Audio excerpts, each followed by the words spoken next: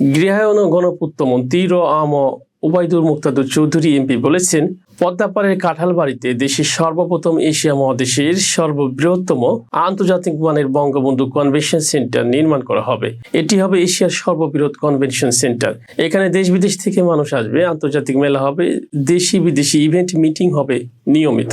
আজ সকালে মাদারীপুর শিবচরে কাঁঠালবাড়ি এলাকায় মুজিব আন্তর্জাতিক কনভেনশন সেন্টার প্রস্তাবিত জায়গা পরিদর্শনকালে তিনি এই কথা বলেন। মাদারীপুর শিবচর প্রতিনিধি জানান, এই সময় chief whip Noore Alam Chowdhury Liton MP, Madaripur জেলা প্রশাসক মারুফুর রশিদ চৌধুরী, মাদারীপুর জেলা পরিষদের চেয়ারম্যান মনির চৌধুরী, জেলা পুলিশ সুপার শফিউর রহমান, শিবচর উপজেলা নির্বাহী কর্মকর্তা আব্দুল আল মামুন, শিবচর উপজেলা পরিষদের চেয়ারম্যান ডাক্তার মোহাম্মদ সেলিম মিয়া, উপজেলা vice chairman BM Ataur Rahman Atahar Bepari, মহিলা ভাইস চেয়ারম্যান আয়েশা সিদ্দিকী মুন্নি, পৌর মেয়র আওলাদ হোসেন খান সহ স্থানীয় জনপ্রতিনিধি ও আওয়ামী লীগের নেতা কর্মীরা উপস্থিত ছিলেন।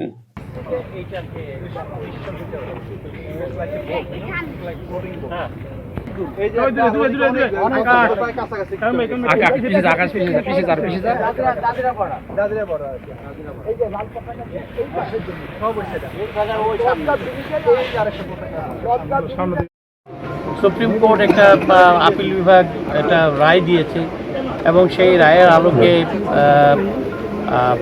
কোটা সম্পর্কে বলা হয়েছে যে এটার কম বৃদ্ধি, এটা দুইটাই সরকারের একটা প্রেরোগেটিভ, তারা করতে পারবে। আমরা মনে করি যে কোটা সংরক্ষণের যেমন প্রয়োজন আছে, তেমনিভাবে অযৌক্তিকভাবে যে সমস্ত কোটা সংরক্ষণ করা আছে সেগুলোকে একটা যৌক্তিক পর্যায়ে নিয়ে আসা প্রয়োজন, এটা আমার ব্যক্তিগত এবং সেই জন্য আমরা কাজ করছি এবং কাজ করব। আর আমাদের যে সংবিধান, সেখানেও কোটার কথা বলা হয়েছে, অনগ্রসর জনগোষ্ঠীর অগ্রসরমানতার প্রয়োজনে এটা প্রয়োজন আছে।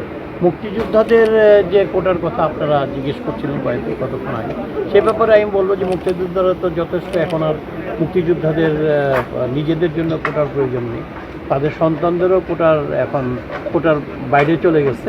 এখন অন্যদেরকে দেওয়া হবে কিনা এটা মানে আপনার আদালত যেভাবে নির্দেশনা দিবে সেভাবে সরকার সিদ্ধান্ত গ্রহণ করবে। আমরা শিক্ষার্থীদের সাথে শিক্ষার্থীদের প্রতি আপনাদের আহ্বান কি? শিক্ষার্থীদেরকে আমরা বলবো যে আপনারা একটু অপেক্ষা করেন, একটু ধৈর্য ধারণ করেন এবং এইভাবে আপনারা নিজেদের পড়াশোনা নষ্ট করে আপনারা যেভাবে মাঠে আছেন, আপনাদের প্রতি সিম্পেথি থাকা সত্ত্বেও আমরা মনে করি আপনারা নিজেদের ক্ষতি করছেন। আপনারা মাঠ থেকে উঠে আসুন, পড়াশোনায় মনোনিবেশ করুন, সেই সাথে আপনাদের দাবির ব্যাপারেও সোচ্চার থাকুন। আমরা আপনাদের দাবির ব্যাপারে, আমরা তো আপনাদের অভিভাবক, আপনাদের পিতামাতা, আমরা তো আপনাদের প্রতি আমাদের কোনো বিরূপ মনোভাব নেই, আমরা আপনাদের প্রতি যথেষ্ট সহানুভূতি এবং আমাদের দল জননেত্রী শেখ হাসিনার যে নেতৃত্বে যে দল আওয়ামী লীগ, তারা জনগণের প্রতি যথেষ্ট সংবেদনশীল, ছাত্রছাত্রীদের প্রতিও যথেষ্ট সংবেদনশীল। আমরা আশা করব আমাদের সরকার, এবং আমরা আশা করব না, আমাদের সরকার অবশ্যই সব দিকে বিচার বিশ্লেষণ করেই সামনের পথে এগিয়ে যাবে।